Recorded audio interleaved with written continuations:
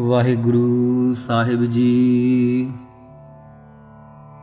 ਸਤਿਗੁਰ ਏ ਨਮਹਿ ਹੈ। ਫਿਰ ਕਹਿੰਦੇ ਸਤਿਗੁਰੂ ਅਮਰਦਾਸ ਦੇ ਤਾਈ ਸਾਡੀ ਨਮਸਕਾਰ ਹੈ।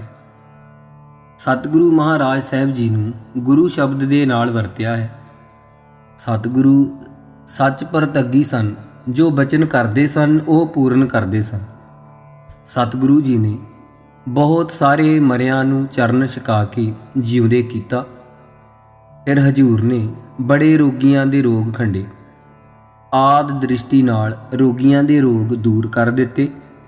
ਫਿਰ ਸਤਿਗੁਰੂ ਦੇ ਚਿੱਤ ਵਿੱਚ ਆਇਆ ਕਿ ਅਸੀਂ ਜਿੰਨਾ ਚਿਰ ਗੁਰਤਾ ਗੱਦੀ ਕਰਨੀ ਹੈ ਓਨਾ ਚਿਰ ਗੋਇੰਦਵਾਲ ਸਾਹਿਬ ਜਮ ਨਾ ਕੋਈ ਆ ਕੇ ਪ੍ਰਵੇਸ਼ ਕਰੇ, ਕਿਉਂਕਿ ਰੋਜ਼ ਮਰਿਆਂ ਨੂੰ ਜਿਉਂਦੇ ਕਰਕੇ ਰੱਬ ਦੇ ਸ਼ਰੀਕ ਬਣਨਾ ਪਊ। ਇਸ ਕਰਕੇ ਜਮ ਨੂੰ ਨਹੀਂ ਆਉਣ ਦਿੱਤਾ।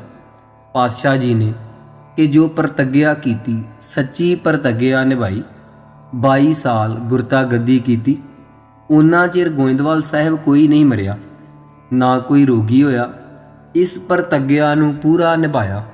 ਇਸ ਕਰਕੇ ਸੱਚ ਪ੍ਰਤੱਗੀ ਗੁਰੂ ਅਮਰਦਾਸ ਸਾਹਿਬ ਜੀ ਨਾਨੇ ਸਤਿਗੁਰੂ ਸ੍ਰੀ ਗੁਰੂ ਅਰਜਨ ਸਾਹਿਬ ਜੀ ਦੇ, ਜਿਨ੍ਹਾਂ ਨੇ ਕਿਹਾ ਸੀ ਦੋਹਿਤਾ ਬਾਣੀ ਕਾ ਬੋਹਿਤਾ, ਇਹ ਵਡਿਆਈ ਦਿੱਤੀ ਸੀ। ਫਿਰ ਸੱਚ ਪ੍ਰਤੱਗੀ ਇਹੋ ਜਿਹੇ ਸਨ ਕਿ ਇੱਕ ਦਿਨ ਸ੍ਰੀ ਗੁਰੂ ਅੰਗਦ ਦੇਵ ਮਹਾਰਾਜ ਜੀ ਆਪ ਜੀ ਨੂੰ ਬਰਾਬਰ ਤੋਰਨਾ ਚਾਹੁੰਦੇ ਸਨ। ਸਤਿਗੁਰੂ ਸਾਹਿਬ ਜੀ ਨੇ ਸੱਜੀ ਬਾਂਹ ਫੜੀ ਹੋਈ ਹੈ ਤੇ ਬਰਾਬਰ ਤੋਰਦੇ ਆ। ਆਪ ਸੰਕੋਚ ਕੇ ਸਤਿਗੁਰੂ ਤੋਂ ਥੋੜਾ ਪਿੱਛੇ ਹੋ ਕੇ ਚੱਲਦੇ ਆ। ਬਰਾਬਰ ਨਹੀਂ, ਆਪਣਾ ਪੈਰ ਰੱਖਦੇ, ਸਤਿਕਾਰ ਰੱਖਦੇ, ਗੁਰੂ ਸਾਹਿਬ ਜੀ ਦਾ ਅਦਬ ਰੱਖਦੇ ਆ। ਉਸ ਵਕਤ ਸਾਧ ਸੰਗਤ ਜੀ ਗੁਰੂ ਅੰਗਦ ਸਾਹਿਬ ਨੇ ਬਾਂਹ ਫੜੀ ਹੈ ਤੁਰਿਆਂ ਜਾਂਦਿਆਂ। ਗੋਇੰਦਵਾਲ ਸਾਹਿਬ ਵੱਲੋਂ ਖਡੂਰ ਸਾਹਿਬ ਆਉਂਦਿਆਂ ਹੋਇਆਂ ਆਪ ਜੀ ਦੀ ਖੱਬੀ ਬਾਂਹ ਉਹ ਬਾਹਲੀ ਹਿੱਲ ਕੇ ਥੋੜੀ ਜਿਹੀ ਗੁਰੂ ਅੰਗਦ ਸਾਹਿਬ ਦੇ ਸਰੂਪ ਤੋਂ ਅੱਗੇ ਵੱਧ ਗਈ। ਜਦੋਂ ਅੱਗੇ ਵਧੀ ਵੇਖੀ, ਮਹਾਰਾਜ ਸਾਹਿਬ ਨੇ ਕਿਹਾ, ਉਹ ਇਹ ਤਾਂ ਸਾਡੀ ਬਾਂਹ ਜਿਹੜੀ ਹੈ ਇਹਨੇ ਸਤਿਗੁਰੂ ਦਾ ਸਤਿਕਾਰ ਨਹੀਂ ਕੀਤਾ, ਅੱਗੇ ਵੱਧ ਕੇ ਹੋ ਗਈ ਹੈ। ਇਸ ਬਾਂਹ ਨੂੰ ਰੱਖਣਾ ਯੋਗ ਨਹੀਂ। ਜੇ ਕੱਟ ਦਈਏ ਤਾਂ ਗੁਰੂ ਸਾਹਿਬ ਨਾਰਾਜ਼ ਹੋਣਗੇ ਤੇ ਕੱਟਣੀ ਤੇ ਦਿਲੋਂ ਭੁਲਾਉਣੀ ਇੱਕੋ ਜਿਹੀ ਗੱਲ ਹੁੰਦੀ ਹੈ। ਉਸ ਵੇਲੇ ਬਾਂਹ ਆਪਣੇ ਗਲ ਨਾਲ ਲਾ ਲਈ। ਖੱਬੀ ਕਹਿੰਦੇ ਤੈਥੋਂ ਕੋਈ ਸੇਵਾ ਅਸਾਂ ਨਹੀਂ ਲੈਣੀ, ਸਾਡੇ ਸਤਿਗੁਰਾਂ ਦਾ ਅਦਬ ਨਹੀਂ ਤੈਅ ਰੱਖਿਆ। ਇਸ ਪ੍ਰਕਾਰ ਲਾ ਕੇ ਸਤਿਗੁਰੂ ਜੀ ਨੇ ਉਸ ਬਾਂਹ ਤੋਂ ਕੋਈ ਸੇਵਾ ਨਹੀਂ ਲਈ। ਆਪਣੀ ਤੋਂ ਕਿਸੇ ਕਿਸਮ ਦੀ ਕਿਰਿਆ ਦੀ ਇਸ ਪ੍ਰਕਾਰ ਐਸੀ ਪ੍ਰਤੱਗਿਆ ਕੀਤੀ। ਗੁਰੂ ਅੰਗਦ ਸਾਹਿਬ ਮਹਾਰਾਜ ਐਸੀ ਪ੍ਰਤੱਗਿਆ ਵੇਖ ਕੇ ਬਹੁਤ ਅਚਰਜ ਹੋ ਗਏ। ਕਹਿੰਦੇ ਕਿ ਏਡਾ ਪ੍ਰਣ ਤੁਸੀਂ ਤਕੜਾ ਕਰ ਲਿਆ ਹੈ। ਐਸੇ ਸਤਿਗੁਰੂ ਸੱਚ ਪ੍ਰਤੱਗੀ ਹਨ। ਮਹਾਰਾਜ ਸਾਹਿਬ ਜੋ ਜੋ ਪ੍ਰਣ ਕਰਦੇ ਉਸ ਨੂੰ ਉਸੇ ਤਰ੍ਹਾਂ ਪੂਰਨ ਨਿਭਾਇਆ ਕਰਦੇ। ਐਸੇ ਸਤਿਗੁਰੂ ਨਾਮ ਸੁਣੇ ਜਮ ਭਾਂਡੇ, ਜਿਨ੍ਹਾਂ ਦਾ ਨਾਮ ਸੁਣ ਕੇ ਜਮ ਵੀ ਡਰਦਾ ਸੀ। ਪੁਰੀ ਵਾਂਗੂ ਬੈਕੁੰਠ ਵਾਂਗੂ ਮਹਾਰਾਜ ਨੇ ਗੋਇੰਦਵਾਲ ਨੂੰ ਵਸਾ ਦਿੱਤਾ, ਜਿਸ ਵਿੱਚ ਕਿਸੇ ਦਾ ਅੰਤ ਨਹੀਂ ਹੋਇਆ, ਕੋਈ ਰੋਗੀ ਨਹੀਂ ਹੋਇਆ, ਜਿੰਨਾ ਚਿਰ ਮਹਾਰਾਜ ਨੇ ਗੁਰਿਆਈ ਕੀਤੀ ਹੈ। ਐਸੇ ਸੱਚ ਪ੍ਰਤੱਗੀ ਗੁਰੂ ਅਮਰਦਾਸ ਸਾਹਿਬ ਦੇ ਤਾਈ ਸਾਡੀ ਨਮਹਿ ਨਮਸਕਾਰ ਹੈ। ਸ੍ਰੀ ਗੁਰਦੇਵ ਏ ਨਮਹਿ ਹੈ। ਸ੍ਰੀ ਗੁਰਦੇਵ ਸ੍ਰੀ ਗੁਰੂ ਅਮਰਦਾਸ ਜੀ ਨਾਲੇ ਆਪ ਦੇ ਪਿਤਾ ਹਨ, ਨਾਲੇ ਆਪ ਦੇ ਗੁਰੂ ਹਨ। ਅਤੇ ਫਿਰ ਸ੍ਰੀ ਲక్ష్ਮੀ ਧਾਰਨ ਕੀਤੀ ਹੈ ਆਪ ਜੀ ਨੇ।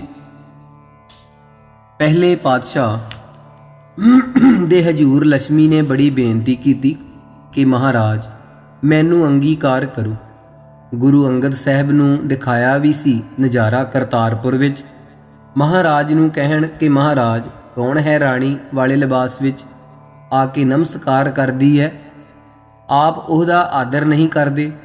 ਮਹਾਰਾਜ ਸਾਹਿਬ ਨੇ ਕਿਹਾ, ਇਹ ਲక్ష్ਮੀ ਹੈ, ਇਹ ਪਹਿਲੇ ਸਰੂਪ ਤੋਂ 12 ਕੋਹ ਤੱਕ ਕੋਈ ਛਲ ਨਹੀਂ ਕਰ ਸਕੇਗੀ, ਅਤੇ ਜਦੋਂ ਅਸੀਂ ਦੂਸਰਾ ਸਰੂਪ ਧਾਰਾਂਗੇ ਉਦੋਂ ਇਹ 6 ਕੋਹ ਦੂਰ ਰਹੇਗੀ, ਨੇੜੇ ਨਹੀਂ ਆ ਸਕੇਗੀ।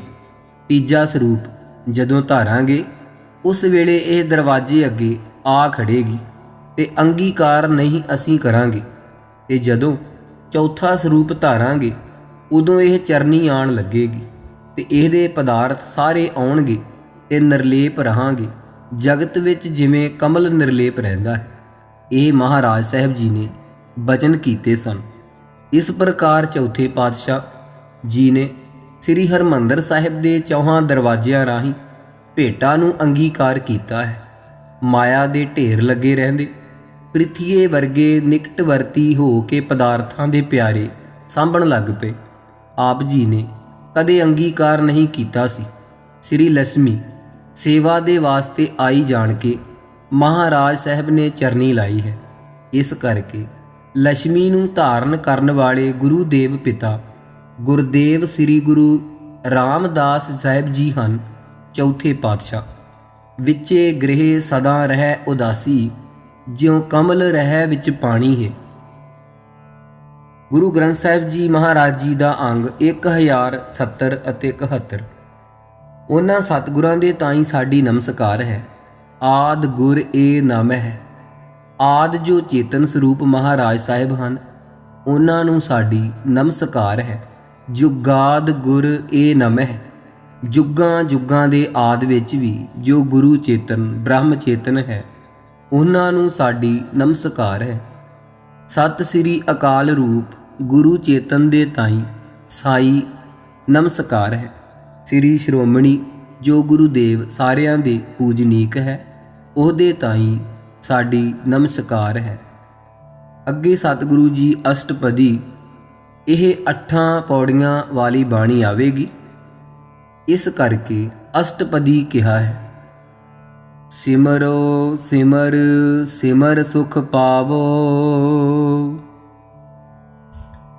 ਧੰਨ ਧੰਨ ਸ੍ਰੀ ਗੁਰੂ ਅਰਜਨ ਦੇਵ ਮਹਾਰਾਜ ਜੀ ਸਤਿਗੁਰੂ ਸਾਹਿਬ ਜੀ ਆਗਿਆ ਕਰਦੇ ਹਨ, ਇਹ ਭਾਈ ਸਿਮਰੋ।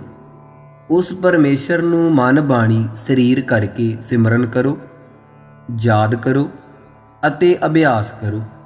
ਸਿਮਰੋ ਤਾਂ ਹੁਕਮ ਹੈ ਚੌਹਾਂ ਅੱਖਰਾਂ 'ਚ, ਉਸ ਪਰਮੇਸ਼ਰ ਦਾ ਸਿਮਰਨ ਕਰੋ। ਅਭਿਆਸ ਦੱਸਦੇ ਆ ਸਿਮਰ ਸਿਮਰ ਵਾਰ-ਵਾਰ ਯਾਦ ਕਰਕੇ, ਉਸ ਦੇ ਤਾਈਂ ਮਨ ਬਾਣੀ ਸਰੀਰ ਕਰਕੇ ਸਿਮਰ ਸੁਖ ਪਾਵੋ। ਤੇ ਫਲ ਦੱਸਦੇ ਆ ਥੋੜੇ ਜਿਹੇ ਅੱਖਰਾਂ ਵਿੱਚ, ਪਹਿਲਾਂ ਤੇ ਹੁਕਮ ਕਰਦੇ ਸਿਮਰਨ ਦਾ ਤੇ ਫਿਰ ਸਿਮਰ ਸਿਮਰ ਅਭਿਆਸ ਦੱਸਦੇ ਆ। ਫਲ ਦੱਸਦੇ ਆ ਕਿ ਸੁੱਖ ਦਾ, ਸੁੱਖ ਦੇ ਤਾਈਂ ਪਾ ਲਓਗੇ ਭਾਈ ਜੇ ਤੁਸੀਂ ਪਰਮੇਸ਼ਰ ਦੇ ਨਾਮ ਦਾ ਸਿਮਰਨ ਕਰੋਗੇ। ਇਹ ਬਾਣੀ ਸਾਰਿਆਂ ਦੇ ਸਮਝ ਗੋਚਰੇ ਆਉਣ ਵਾਲੀ ਹੈ, ਜੋ ਸ੍ਰੀ ਗੁਰੂ 5ਵੇਂ ਪਾਤਸ਼ਾਹ ਨੇ ਰਚੀ ਹੈ। ਚਾਹੇ ਕੋਈ ਜ਼ਿਮੀਂਦਾਰ ਹੋਵੇ, ਚਾਹੇ ਵਪਾਰੀ ਹੈ, ਚਾਹੇ ਦੁਕਾਨਦਾਰ ਹੋਵੇ, ਇਸ ਨੂੰ ਪੜ੍ਹ ਲਵੋ। ਜੋ ਵੀ ਚਿੱਤ ਲਾ ਲਏਗਾ ਸਾਰਿਆਂ ਨੂੰ ਨਿਹਾਲ ਕਰੇਗੀ। ਐਸੀ ਅੰਮ੍ਰਿਤ ਰੂਪ ਇਹ ਬਾਣੀ ਹੈ। ਕਲ ਕਲੇਸ਼ ਤਨ ਮਾਹਿ ਮਿਟਾਵੋ। ਹਜੂਰ ਕਹਿੰਦੇ ਹਨ, ਕਲਪਨਾ ਜਿਹੜੀ ਹਿਰਦੇ ਦੇ ਵਿੱਚ ਫੁਰਦੀ ਰਹਿੰਦੀ ਹੈ, ਕਲ ਅਵਿਦਿਆ ਆਦਿਕ, ਕਲ ਕਾਲੇ ਕਰਨ ਵਾਲੇ ਕਲਯੁਗ ਦੇ ਪਾਪ, ਕਲੇਸ਼ ਅਵਿਦਿਆ ਅਸਮਤਾ ਰਾਗ ਦਵੈਸ਼ ਆਦਿ 5 ਪ੍ਰਕਾਰ ਦੇ ਕਲੇਸ਼ ਮੰਨੇ ਹਨ ਤੇ ਆਪ ਦੇ ਤਨ ਦੇ ਮਾਹਿ ਵਿੱਚੋਂ ਮੇਟ ਲਓ। ਇਸ ਪ੍ਰਕਾਰ ਅੰਮ੍ਰਿਤ ਨਾਮ ਨੂੰ ਜਪ ਕੇ ਸੁੱਖ ਵੀ ਪਾ ਲਓ। ਕਲਪਨਾ ਨੂੰ, ਕਲੇਸ਼ਾਂ ਨੂੰ, ਲੜਾਈਆਂ ਨੂੰ ਅਤੇ ਸਰੀਰ ਦੇ ਵਿੱਚ ਜਿੰਨੀਆਂ ਫੁਰਦੀਆਂ ਸਭਨਾਂ ਨੂੰ ਮੇਟ ਲਓ। ਸਿਮਰੋ ਜਸ ਬਿਸੰਭਰ ਏਕੈ। ਭਾਈ ਸਿਮਰਨਾ ਕਰੋ। ਹਜੂਰ ਕਹਿੰਦੇ ਜਸ ਨੂੰ, ਕੈਸਾ ਜਸ ਹੈ ਬਿਸੰਭਰ, ਬਿਸਵ ਨਾਮ ਸੰਸਾਰ ਦਾ ਹੈ, ਭਰ ਨਾਮ ਪੂਰਤੀ ਕਰਨ ਦਾ ਹੈ। ਫਿਰ ਆਪ ਜੀ ਨੇ ਸਮਝਣਾ ਬਿਸੰਭਰ, ਬਿਸਵ ਨਾਮ ਸੰਸਾਰ ਦਾ ਹੈ, ਭਰ ਨਾਮ ਪੂਰਤੀ ਦਾ ਹੈ।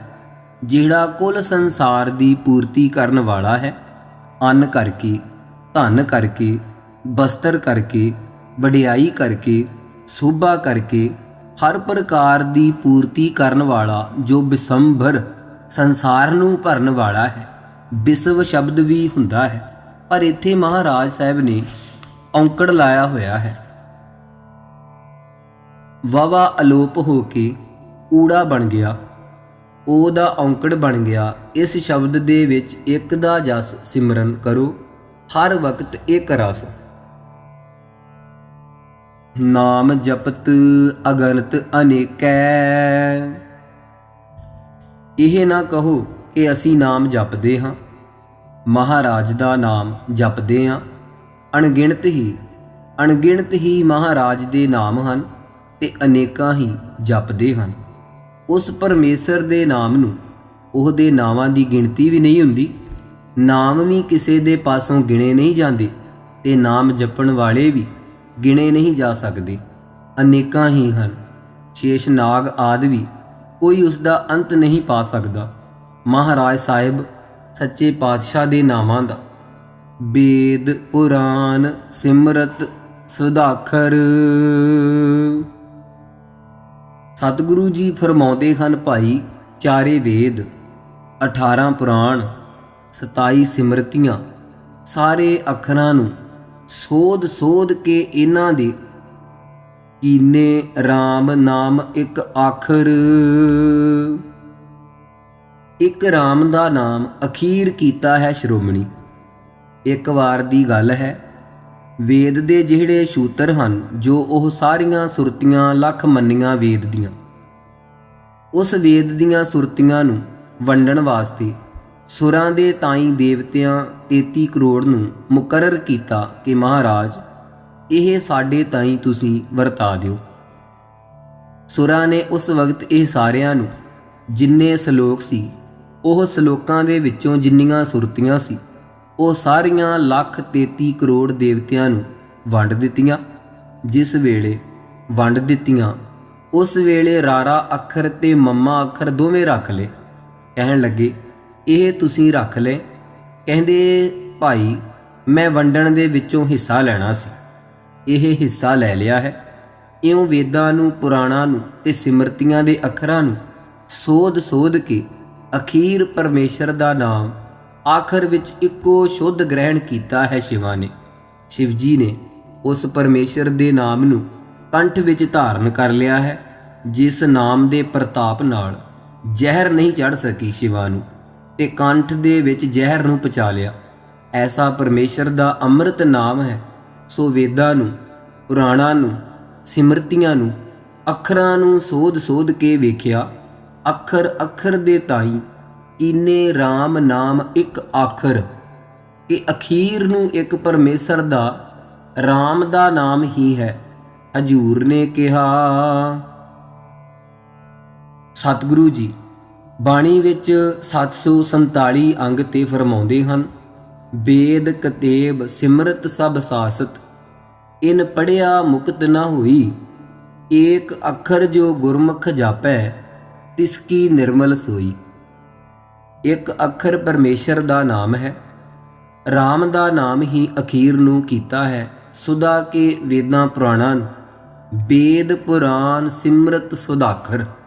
ਵੇਦ ਜੋ ਗਿਆਨ ਸਰੂਪ ਹੈ, ਪੁਰਾਣ ਪੁਰਾਤਨ ਸਰੂਪ ਹੈ, ਸਿਮਰਤੀ ਸਿਮਰਨ ਯੋਗ ਹੈ, ਸ਼ੁੱਧ ਸਰੂਪ ਹੈ, ਅੱਖਰ ਰੂਪ ਹੈ। ਉਸ ਪਰਮੇਸ਼ਰ ਦੇ ਰਾਮ ਦਾ ਨਾਮ ਹੀ ਅਖੀਰ ਨੂੰ ਕੰਮ ਆਉਣ ਵਾਲਾ ਹੈ। ਇਹ ਸਿਧਾਂਤ ਕੱਢਿਆ ਹੈ। ਚਾਰੇ ਵੇਦ ਜਿਸ ਦਾ ਜਸ ਗਾਉਂਦੇ ਆ, 18 ਪੁਰਾਣ ਜਿਸ ਦਾ ਜਸ ਗਾ ਰਹੇ ਆ, 27 ਸਿਮਰਤੀਆਂ ਜਿਸ ਨੂੰ ਗਾ ਰਹੀਆਂ, ਉਹ ਸ਼ੁੱਧ ਅੱਖਰ ਸਰੂਪ ਹੈ। ਉਸ ਦਾ ਜਪਾਉਣ ਵਾਸਤੇ ਸਤਿਗੁਰਾਂ ਨੇ ਇੱਕ ਪਰਮੇਸ਼ਰ ਦਾ ਨਾਮ ਹੀ ਅਖੀਰ ਨਿਯੁਕਤ ਕੀਤਾ ਹੈ, ਸਾਰਿਆਂ ਦੀ ਕਲਿਆਣ ਕਰਨ ਵਾਸਤੇ। ਤਿਨਕਾ ਏਕ ਜਿਸ ਜੀ ਬਸਾਵੈ। ਜੋ ਪਰਮੇਸ਼ਰ ਦੇ ਨਾਮ ਹੈ ਸਮੱਗਰ ਸਾਰੇ ਸ੍ਰੀ ਗੁਰੂ ਗ੍ਰੰਥ ਸਾਹਿਬ ਵਿੱਚ, ਉਹ ਤਾਂ ਕਹੇ ਜਾਂਦੇ ਇੰਨੇ ਕੋ ਆ। ਕਿਨਕਾ ਏਕ ਪਰਮੇਸ਼ਰ ਦਾ ਨਾਮ ਜਿਹੜਾ, ਕਿਨਕਾ ਮਾਤਰ ਵੀ ਜਿਹੜਾ ਜੀਵ ਇਹ ਥੋੜੇ ਮਾਤਰ ਵੀ ਵਸਾ ਲਵੇਗਾ। ਵਾਹਿਗੁਰੂ ਨਾਮ ਸੰਪੂਰਨ ਹੈ, ਉਹਦੇ ਚੋਂ ਕਿਨਕੇ ਮਾਤਰ ਰਾਮ ਦਾ ਨਾਮ ਚੌਥਾ ਹਿੱਸਾ ਹੈ। ਵਾਸਦੇਵ, ਗੋਬਿੰਦ, ਹਰੀ, ਰਾਮ, ਇਹ ਚਾਰੇ ਨਾਮ ਚੌਹਾਂ ਯੁੱਗਾਂ ਦਾ ਭਜਨ ਹੈ। ਉਚਾਰਨ ਕਰੀਏ, ਵਾਹਿਗੁਰੂ ਕਹੀਏ, ਸਾਰੇ ਵਿੱਚੇ ਆ ਗਏ। ਨਾਲੇ ਬੀਜ ਰੂਪ ਹੈ, ਗੁਰੂ ਨਾਨਕ ਸਾਹਿਬ ਜੀ ਰਸਨਾ ਚੋਂ ਨਿਕਲਿਆ ਹੋਇਆ ਵਾਹਿਗੁਰੂ ਮੰਤਰ ਹੈ। ਇਸ ਪ੍ਰਕਾਰ ਕਿ ਕਿਨਕਾ ਮਾਤਰ ਹੈ ਨਾਮ ਜਿਹੜਾ ਹੈ, ਇਹ ਜਿਨ੍ਹਾਂ ਦੇ ਹਿਰਦੇ ਵਿੱਚ ਵਸਾ ਦਿੰਦੇ ਆ ਸਤਿਗੁਰੂ। ਹੈ ਤਾਂ ਨਾਮ ਕਿਨਕਾ ਮਾਤਰ, ਥੋੜਾ ਕਾਲ ਵੀ ਜਿਸ ਦੇ ਹਿਰਦੇ ਵਿੱਚ ਵਸਣ 'ਚ ਆ ਜਾਏਗਾ ਤਾਂ ਕੀ ਮਹਿਮਾ ਗਨੀ ਨ ਆਵੈ। ਸ਼ਹੀਦਾਂ ਦੇ ਸਰਤਾਜ ਸਤਿਗੁਰੂ ਫਰਮਾ ਰਹੇ ਆ ਅੰਮ੍ਰਿਤ ਰੂਪ ਬਾਣੀ ਵਿੱਚ ਕਿ ਭਾਈ ਤਾਂ ਕੀ ਮਹਿਮਾ ਗਨੀ ਨ ਆਵੈ। ਇੱਥੇ ਨੰਨਾ ਮੁਕਤਾ ਹੈ, ਨਾ ਨਹੀਂ ਕਹਿਣਾ, ਨਾ ਆਵੈ। ਸਤਿਗੁਰੂ ਕਹਿੰਦੇ ਉਹਨਾਂ ਪੁਰਖਾਂ ਦੀ ਮਹਿਮਾ ਵਡਿਆਈ ਜੀਵਨ ਦੀ ਗਿਣੀ ਨਹੀਂ ਜਾਵੇਗੀ, ਏਡੀ ਵੱਡੀ ਵਡਿਆਈ ਹੋਵੇਗੀ। ਐਸਾ ਪਰਮੇਸ਼ਰ ਦਾ ਅੰਮ੍ਰਿਤ ਨਾਮ ਹੈ। ਜਿਵੇਂ ਸਤਿਗੁਰੂ ਜਪਜੀ ਸਾਹਿਬ ਵਿੱਚ ਵੀ ਫਰਮਾਉਂਦੇ ਹਨ ਕਿ ਮੰਨੇ ਕੀ ਗਤ ਕਹੀ ਨਾ ਜਾਏ। ਸਤਿਗੁਰੂ ਕਹਿੰਦੇ ਜਿਨ੍ਹਾਂ ਨੇ ਪਰਮੇਸ਼ਰ ਦਾ ਨਾਮ ਮੰਨਣ ਕੀਤਾ ਹੈ, ਭਰੋਸਾ ਕੀਤਾ ਹੈ, ਵਿਸ਼ਵਾਸ ਕੀਤਾ ਹੈ, ਉਹਨਾਂ ਦੀ ਮਿਤ ਮਰਿਆਦਾ ਗਤ ਨੂੰ ਕਿਹਾ ਨਹੀਂ ਜਾ ਸਕਦਾ ਭਾਈ। ਕਾਂਖੀ ਏਕੈ ਦਰਸ ਤੁਹਾਰੂ। ਸਤਿਗੁਰੂ ਪਾਤਸ਼ਾਹ ਫਰਮਾਉਂਦੇ ਹਨ, ਮਹਾਰਾਜ ਕਹਿੰਦੇ ਸਾਰੀਆਂ ਵਾਸ਼ਨਾਵਾਂ ਜਿਨ੍ਹਾਂ ਦੀਆਂ ਮੁੱਕ ਗਈਆਂ ਹਨ, ਇੱਕ ਆਪ ਦੇ ਦਰਸ਼ਨ ਦੇ ਕਾਂਖੀ ਭਾਵ ਚਾਹਵਾਨ ਹਨ। ਨਾਨਕ ਉਨ ਸੰਗ ਮੋਹਿ ਉਧਾਰੂ। ਸਤਿਗੁਰੂ ਸਾਹਿਬ ਜੀ ਕਹਿੰਦੇ ਹਨ, ਇਉਂ ਹੇ ਗੁਰਸਿੱਖ ਬੇਨਤੀ ਕਰ ਕਿ ਹੇ ਮਹਾਰਾਜ ਉਹਨਾਂ ਦੀ ਸੰਗਤ ਨਾਲ ਮੇਲ ਕਰਕੇ ਮੇਰਾ ਵੀ ਉਧਾਰ ਕਰੋ, ਸੰਸਾਰ ਤੋਂ ਕਲਿਆਣ ਕਰੋ ਮੇਰੀ। ਸੁਖ ਮਨੀ ਸੁਖ ਅੰਮ੍ਰਿਤ ਪ੍ਰਭ ਨਾਮ। ਅਤੇ ਮਨ ਸ਼ਬਦ ਦਾ ਅਰਥ ਹੈ ਭਗਤ ਜਨਾਂ ਦੇ ਮਨ 'ਚ ਵਸਦੀ ਹੈ। ਇਹ ਭਗਤ ਜਨਾਂ ਦੇ, ਇਹ ਗੁਰਸਿੱਖੋ, ਇਹ ਸੁਖਮਣੀ ਜਿਹੜੀ ਹੈ, ਇਸ ਵਿੱਚ ਸੁਖ ਰੂਪੀ ਅੰਮ੍ਰਿਤ ਵਾਹਿਗੁਰੂ ਦਾ ਨਾਮ ਹੈ। ਭਗਤ ਜਨਾਂ ਕੈ ਮਨ ਬਿਸਰਾਮ। ਅਤੇ ਮਨ ਸ਼ਬਦ ਦਾ ਅਰਥ ਹੈ ਭਗਤ ਜਨਾਂ ਦੇ ਮਨ 'ਚ ਵਸਦੀ ਹੈ। ਇਹ ਭਗਤਾਂ ਜਨਾਂ ਦੇ ਮਨ 'ਚ ਵਿਸ਼ਰਾਮ ਕਰਦੀ ਹੈ। ਜਿਨ੍ਹਾਂ ਭਗਤਾਂ ਦੇ ਮਨ 'ਚ ਵਿਸ਼ਰਾਮ ਕਰਦੀ ਹੈ ਉਹਨਾਂ ਨੂੰ ਸੁਖਮਣੀ ਸਾਹਿਬ ਦੁਆਰਾ ਸੁਖ ਅੰਮ੍ਰਿਤ ਵਾਹਿਗੁਰੂ ਦਾ ਨਾਮ ਪ੍ਰਾਪਤ ਹੋ ਜਾਂਦਾ ਹੈ। ਸੁਖਮਣੀ ਸਾਹਿਬ ਦੇ ਕਰਕੇ ਮਹਾਰਾਜ ਦੇ ਨਾਮ ਦੀ ਪ੍ਰਾਪਤੀ ਹੁੰਦੀ ਹੈ ਤੇ ਸੁਖ ਦੀ ਪ੍ਰਾਪਤੀ ਹੁੰਦੀ ਹੈ। ਇਸ ਪ੍ਰਕਾਰ ਭਗਤ ਜਨਾਂ ਨੇ ਮਨ ਦੇ ਵਿੱਚ ਵਸਣ ਵਾਲੀ ਚੀਜ਼ ਹੈ, ਦਾਤ ਹੈ। ਇਹ ਸੁਖਮਣੀ ਦੇ ਅਰਥ ਆਪ ਨੇ ਕੀਤੇ ਆ। ਸੁਖਮਣੀ ਸੁਖ ਅੰਮ੍ਰਿਤ ਰੂਪ ਨਾਮ ਤੇ ਮਨੀ ਦਾ ਅਰਥ ਹੈ ਭਗਤਾਂ ਜਨਾਂ ਦੇ ਮਨ 'ਚ ਵਿਸ਼ਰਾਮ ਕਰਦੀ ਹੈ, ਮਨ 'ਚ ਟਿਕਦੀ ਹੈ। ਐਸੀ ਅੰਮ੍ਰਿਤ ਰੂਪ ਬਾਣੀ ਸੱਚੇ ਪਾਤਸ਼ਾਹ ਜੀ ਨੇ ਉਚਾਰਨ ਕੀਤੀ ਹੈ। ਰਹਾਉ। ਇੱਥੇ ਸਤਿਗੁਰੂ ਰਹਾਉ ਦਾ ਵਿਸਰਾਮ ਦੇ ਕੇ ਸੰਗਤ ਜੀ ਬੜੀ ਵਿਚਾਰਨਯੋਗ ਗੱਲ ਹੈ। ਕੁਝ ਬਾਣੀ ਵਿੱਚ ਸ਼ਬਦ ਆਉਂਦੇ ਹਨ ਜਿਨ੍ਹਾਂ ਵਿੱਚ ਰਹਾਉ ਦੋ ਪੰਕਤੀਆਂ ਭਾਵ ਦੋ ਤੁਕਿਆਂ ਤੋਂ ਬਾਅਦ ਆ ਜਾਂਦਾ ਹੈ। ਕੁਝ ਸ਼ਬਦ ਸਤਿਗੁਰੂ ਨੇ ਅਲਾਪਨ ਕੀਤੇ ਹਨ ਬਾਣੀ ਵਿੱਚ ਜਿਨ੍ਹਾਂ ਦੇ ਰਹਾਉ ਸ਼ਬਦ ਦੀ ਧੁਰੇ ਵਿੱਚ ਜਾਂ ਸਮਾਪਤੀ ਵਿੱਚ ਆਉਂਦਾ ਹੈ। ਕੁਝ ਸ਼ਬਦ ਸਤਿਗੁਰੂ ਨੇ ਗੁਰਬਾਣੀ ਵਿੱਚ ਐਸੇ ਰਾਗ ਸਤਿਗੁਰੂ ਜੀ ਨੇ ਉਚਾਰਨ ਕੀਤੇ ਹਨ ਜਿਨ੍ਹਾਂ ਵਿੱਚ ਰਹਾਉ ਦਾ ਸ਼ਬਦ ਦੋ ਵਾਰੀ ਆਉਂਦਾ ਹੈ ਇੱਕੋ ਸ਼ਬਦ ਵਿੱਚ। ਜਿਵੇਂ ਪਹਿਲਾ ਰਹਾਉ ਆਇਆ, ਜਦੋਂ ਦੂਸਰਾ ਰਹਾਉ ਆਉਂਦਾ ਹੈ ਉੱਥੇ ਲਿਖਿਆ ਹੋਵੇਗਾ ਰਹਾਉ ਦੂਜਾ, ਭਾਵੇਂ ਇਸੇ ਸ਼ਬਦ ਦਾ ਰਹਾਉ ਦੂਜਾ ਹੈ।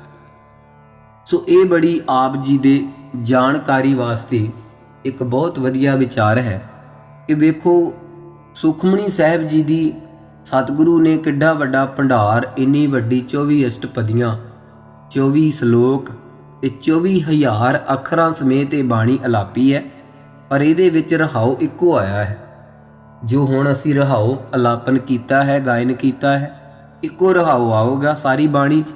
ਇਸ ਰਹਾਉ ਦੇ ਦੁਆਲੇ, ਇਸ ਧੁਰੇ ਦੇ ਦੁਆਲੇ ਸਾਰੀ ਬਾਣੀ ਭਾਵ ਵਿਚਾਰ ਘੁੰਮੇਗੀ। ਸੋ ਆਓ ਸਤਿਗੁਰੂ ਰਹਾਉ ਦਾ ਵਿਸਰਾਮ ਦੇ ਕੇ ਇੱਥੇ ਸਾਖੀ ਲਾਉਂਦੇ ਹਨ। ਸਾਖੀ ਭਾਈ ਗੜੀਆ ਜੀ ਦੀ, ਜਿਸ ਵਕਤ ਸਤਿਗੁਰੂ ਸੱਚੇ ਪਾਤਸ਼ਾਹ ਦੇ ਸਿੱਖ 6ਵੇਂ ਸਤਿਗੁਰੂ ਦੇ ਪ੍ਰੇਮੀ ਭਾਈ ਗੜੀਆ ਜੀ ਕਸ਼ਮੀਰ ਨੂੰ ਮਹਾਰਾਜ ਨੇ ਭੇਜੇ ਕਿ ਜਾਓ, ਉੱਥੇ ਗੁਰੂ ਨਾਨਕ ਸਾਹਿਬ ਦਾ ਗੁਰਪੁਰਬ ਮਨਾ ਕੇ ਆਓ ਤੇ ਸੰਗਤਾਂ ਦੀ ਕਾਰ ਭੇਟਾ ਸਾਡੇ ਪਾਸ ਪਹੁੰਚਾਉਣੀ। ਭਾਈ ਗੜੀਆ ਜੀ ਜਾਂਦੇ ਹੋਏ ਕਸ਼ਮੀਰ ਨੂੰ ਜਦੋਂ ਗੁਜਰਾਤ ਗਏ ਹਨ, ਗੁਜਰਾਤ ਵਿੱਚ ਭਾਈ ਮੀਆਂ ਦੌਲਾ ਸੀ, ਮੁਸਲਮਾਨ ਫਕੀਰ, ਚੰਗਾ ਰਿੱਧੀਆਂ ਸਿੱਧੀਆਂ ਵਾਲਾ ਸੀ। ਉਹਦਾ ਸੁਭਾਅ ਸੀ ਪਰਉਪਕਾਰ ਕਰਦਾ ਸੀ। ਜੇ ਕੋਈ ਦੁਖੀ ਵੇਖਦਾ ਉਸ ਨੂੰ ਕਿਸੇ ਮਿੱਟੀ ਸੜਕ ਤੇ ਪਾਉਣ ਲਾ ਦਿੰਦਾ ਜਾਂ ਕੋਈ ਪੁਲ ਬਣਾਉਣ ਲਾ ਦਿੰਦਾ, ਫਿਰ ਉਸ ਨੂੰ ਮਜ਼ਦੂਰੀ ਦੇ ਦਿਆ ਕਰਦਾ। ਉਹ ਗਰੀਬਾਂ ਦੀ ਪਾਲਣਾ ਸਿੱਧੀ ਦੇ ਬਲ ਨਾਲ ਕਿਸੇ ਨਾ ਕਿਸੇ ਤਰੀਕੇ ਕਰਦਾ ਰਹਿੰਦਾ ਸੀ।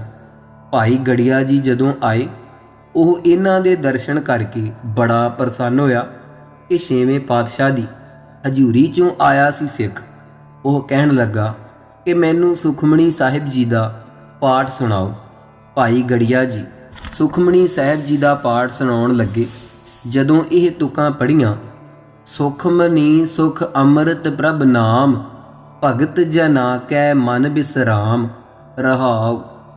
ਮੀਆਂ ਦੌਲਾ ਕਹਿਣ ਲੱਗਾ, ਬਸ ਮਹਾਰਾਜ, ਮੈਨੂੰ ਸਮਝ ਪੈ ਗਈ ਕਿ ਇਹ ਸੁਖਮਣੀ ਸੁਖ ਰੂਪ ਅੰਮ੍ਰਿਤ ਵਾਹਿਗੁਰੂ ਦਾ ਨਾਮ ਹੈ, ਭਗਤਾਂ ਜਨਾਂ ਦੇ ਮਨ 'ਚ ਵਸਦੀ ਹੈ।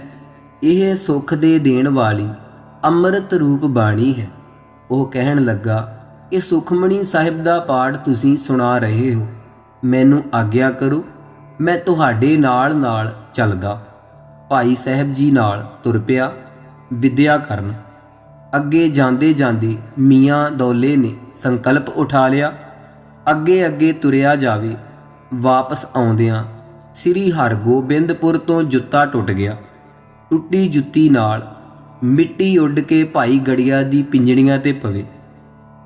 ਗੜੀਏ ਦੀ ਹਾਲਤ ਨੂੰ ਵੇਖ ਕੇ ਇਸ ਨੇ ਖਿਆਲ ਕੀਤਾ ਕਿ ਗੁਰੂ ਹਰਗੋਬਿੰਦ ਸਾਹਿਬ ਦਾ ਸਿੱਖ ਤਾਂ ਬੜਾ ਪੂਰਨ ਹੈ, ਇਹ ਰਿੱਧੀ ਸਿੱਧੀ ਤਾਂ ਕੋਈ ਦਿੱਤੀ ਨਹੀਂ ਹੋਣੀ।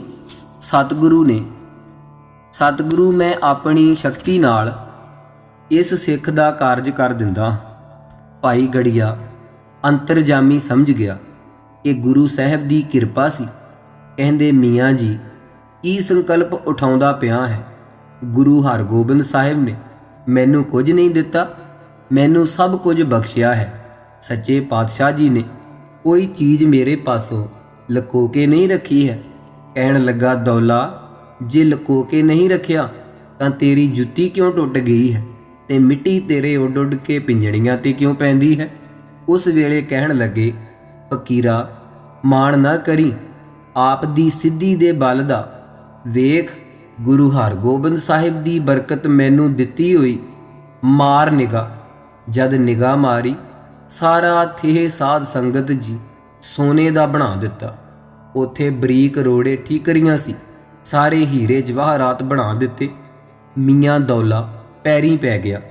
ਕਹਿੰਦਾ, ਸਿੱਖਾ, ਇੰਨੀ ਤਾਕਤ ਰੱਖ ਕੇ ਫਿਰ ਤੂੰ ਇਹ ਜੁੱਤੀ ਟੁੱਟੀ ਕਿਉਂ ਪਾਈ ਹੈ? ਭਾਈ ਗੜੀਆ ਕਹਿਣ ਲੱਗਾ, ਇਹ ਤਾਂ ਆਉਂਦਿਆਂ ਸਫ਼ਰ 'ਚ ਟੁੱਟ ਗਈ ਹੈ ਤੇ ਗੁਰੂ ਨਾਨਕ ਸਾਹਿਬ ਮਹਾਰਾਜ ਦਾ ਬਚਨ ਹੈ ਕਿ ਰੱਖ ਗਰੀਬੀ ਵੇਸ। ਗਰੀਬੀ ਵਾਲਾ ਲਿਬਾਸ ਰੱਖਣੇ ਕਰਕੇ ਤਾਕਤ ਰਹਿੰਦੀ ਹੈ ਕੋਲੇ। ਜਿਹੜਾ ਆਦਮੀ ਵਿਖਾਉਣ ਲੱਗ ਜੇ ਉਹਦੀ ਚਲੀ ਜਾਂਦੀ ਹੈ। ਇਹ ਮਹਾਰਾਜ ਸਾਹਿਬ ਦਾ ਹੁਕਮ ਹੈ ਕਿ ਭਾਵੇਂ ਜਿੱਡੀ ਤਾਕਤ ਵਾਲਾ ਹੋਵੇ, ਉੱਤੋਂ ਛੂੰ ਫੂੰ ਨਾ ਕਰਕੇ ਵਿਖਾਵੇ, ਹੰਕਾਰ ਨਾ ਕਰੇ, ਗਰੀਬੀ ਵਿੱਚ ਰਵੇ, ਫਿਰ ਉਹਦੇ ਕੋਲੇ ਸਾਰੀਆਂ ਚੀਜ਼ਾਂ ਰਹਿੰਦੀਆਂ, ਰਿੱਧੀਆਂ ਸਿੱਧੀਆਂ ਨਾਮ ਦੀਆਂ ਦਾਸੀਆਂ। ਇਹ ਸੁਣ ਕੇ ਮੀਆਂ ਦੌਲਾ ਚਰਨੀ ਪੈ ਗਿਆ ਸੀ। ਇਸ ਤੁਕ ਨਾਲ ਸੰਬੰਧਿਤ ਸਾਖੀ ਹੈ ਕਿ ਇਹ ਸੁਖ ਰੂਪ ਅੰਮ੍ਰਿਤ ਨਾਮ ਹੈ, ਵਾਹਿਗੁਰੂ ਦਾ ਸੁਖ ਦੇਣ ਵਾਲਾ ਹੈ ਤੇ ਇਹ ਭਗਤ ਜਨਾਂ ਦੇ ਮਨ ਵਿੱਚ ਵਿਸ਼ਰਾਮ ਕਰਨ ਵਾਲੀ ਹੈ, ਟਿਕਣ ਵਾਲੀ ਹੈ, ਸਥਿਰ ਕਰਦੀ ਹੈ। ਪਹਿਲੀ ਪੌੜੀ ਵਿੱਚ ਮਹਾਰਾਜ ਨੇ ਸਿਮਰਨ ਦੀ ਆਗਿਆ ਕੀਤੀ ਹੈ ਤੇ ਸਿਮਰਨ ਦੇ ਅਭਿਆਸ ਦਾ ਤਰੀਕਾ ਦੱਸਿਆ ਹੈ ਤੇ ਫਲ ਸੁਖ ਦੱਸਿਆ ਹੈ। ਤੇ ਹੁਣ ਮਹਾਰਾਜ ਸਾਹਿਬ ਸਿਮਰਨ ਦੀ ਮਹਿਮਾ ਕਰਨ ਲੱਗੇ ਆ। ਅਗਲੀਆਂ 7 ਪੌੜੀਆਂ ਵਿੱਚ